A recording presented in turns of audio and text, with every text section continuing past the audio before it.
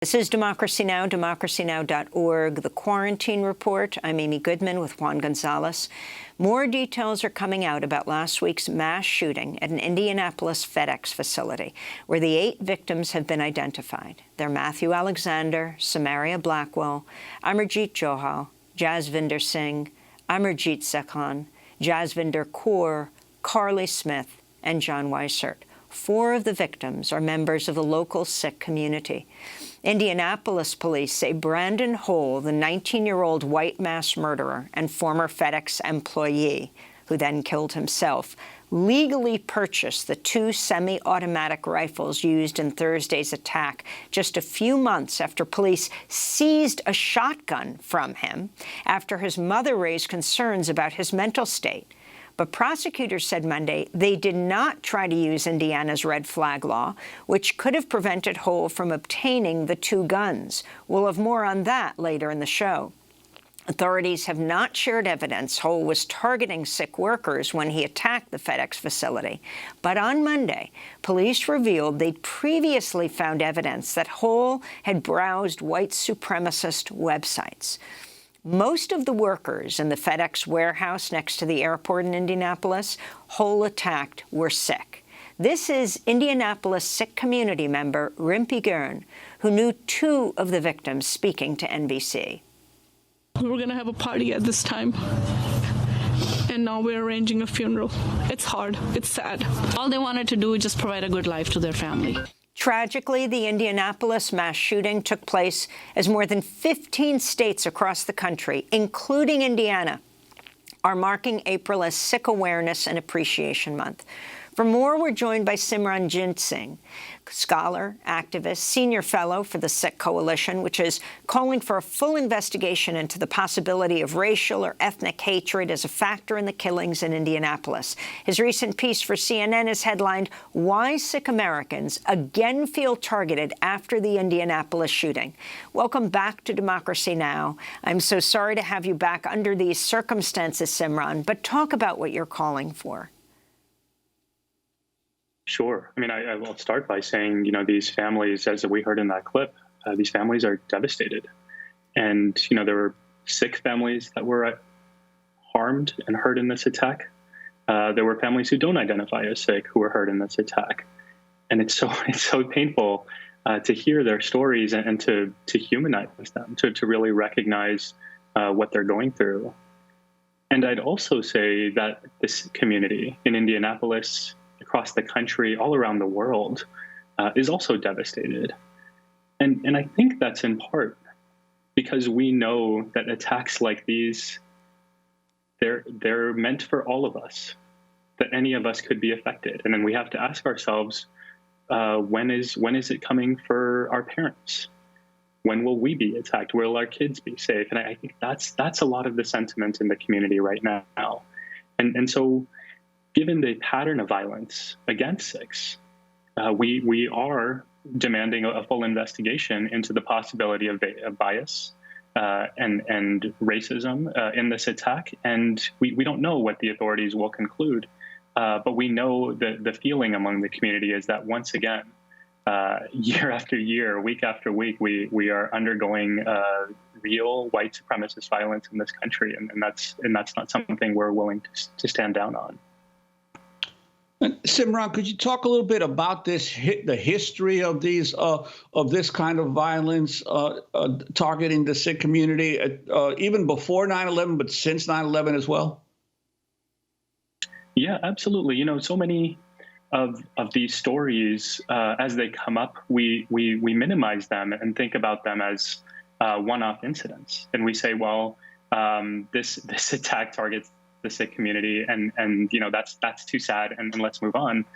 But I think there's something much deeper here, right? So we can look back to the past few years and look at the massive spike in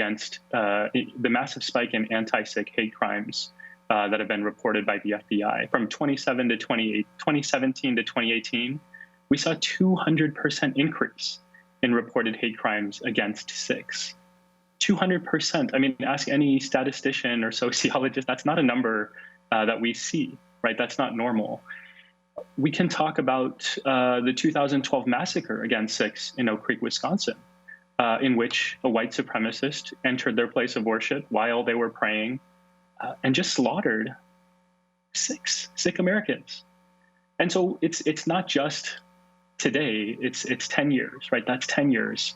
And this year, as we're marking 20 years since 9/11, we can look at the racist backlash that ensued after the terrorist attacks, in which Americans all over the country looked at people who looked like me with their turbans, beards, and brown skin and saw them as the enemy and started killing them too. And so much of our narrative is around these sorts of moments, but I think it's critical. I appreciate your question, Juan, because when we limit our understandings to the modern moment and we erase history or we forget about history, we ignore the reality that these are long-standing problems. Sikhs first came to this country 100 years ago, more than 100 years ago. And they started being subjected to racist violence immediately thereafter. The first race riots targeting Sikhs occurred in 1907 in Bellingham, Washington. And then the rhetoric was around Hindus, quote unquote, and around people who were stealing their jobs. And so, I mean, we can look at this and tell ourselves that, oh, this is today's problem and that we should move forward. And we should, but we won't be able to move forward until we name the real problem here, which is the long history of xenophobia and white supremacy in America. If we look at these as historically connected issues, and if we can see how these are patterns that connect other communities and other kinds of racist violence, then we'll be able to recognize the reality of racist violence and white supremacy in this country, and then we'll be able to take that on correctly. And so often in some of these cases, as for instance, the attacks on the nail salons in Atlanta recently, and now this, it's not immediately apparent whether these are directly white supremacist motivated. But have you been in touch with any of the community in Indianapolis or some of the victims to get a sense of what you're able to piece together about the killer in this instance? It's a really important question, because in a lot of these instances of hate violence, we don't actually know the motives of the attackers. People don't typically come forward and announce, I'm killing you because you are XYZ identities. And so there are rare instances actually where we have real evidence, and that's part of the problem in how we think about and categorize racism in this country. We know that the evidence and the science and the research shows us over and over again that there is implicit bias lurking within each of us. And in a lot of these instances, it's impossible. It's literally impossible to separate out the biases that we hold and the actions that we take. And so in a situation like this, here's what we know. We know that there's a 19-year-old white man who had access to guns when he shouldn't have. He entered a place of work where he used to be employed. He knew that the facility was heavily populated by Punjabi Sikh immigrants, many of whom look like me. And he killed them. He murdered them. This was premeditated. It was not a crime of convenience. It wasn't a random act. This was something that he premeditated. And so these are some of the points of reality that we cannot dismiss. And again, I would go back to what impact does it have on these communities, whether we're talking about the anti-Asian hate crimes happening all across the country, in which we see a pattern of targeted attacks by a killer in Atlanta, or in a situation like this. Again, we don't have to know what these people are announcing. We don't necessarily know the bias in their hearts and what motivated them, but we know in both cases, and in cases all over the country, that hate was in their hearts. Murder was on their minds. And that is a problem that we all have to be able to sort out. And what we do also know is that when police, the Washington Post is reporting this today, went to his house a year ago after his mother said he's dangerous, he's probably going to commit suicide by cop, and they took his gun away, and we're going to talk more about this with a gun control advocate in a minute, that they saw on his computer that he was visiting white supremacist websites. Now, Simran, you have called in a letter with your coalition sent to the White House to appoint a Sikh American liaison to the White House Office of Public Engagement. Already, President Biden has appointed an Asian American liaison after the Atlanta murders. Talk about why specifically you want it to be that you want, in addition, a Sikh American liaison, and why you want President Biden to go to Sikh communities to educate the public. I appreciate that question. I'll answer both of them. Why is it important for President Biden to go to Indianapolis? We've called on him to do so. I hope he does. And part of the reason is, in this country, there are messages that are sent from the top down that really impact how we see one another. And we saw that during Donald Trump's presidency, and we're seeing it again now in President Biden's presidency. And so we know that leadership and gestures matter. And we're not asking him to come to Indianapolis because we need him to validate our pain or our existence. Like, we know that we matter. We know that we have inherent human dignity just like everyone else. But we also believe that it's important for him to show that in a moment like this, that our communities are part of the American family. And if our leadership is going to other sites in situations like this to express their condolences and their grief, and they should, I think that's critically important, then we should be included in that too. And, you know, when the massacre in Oak Creek, Wisconsin happened, this was a pain point for the Sikh community, that President Obama did not come.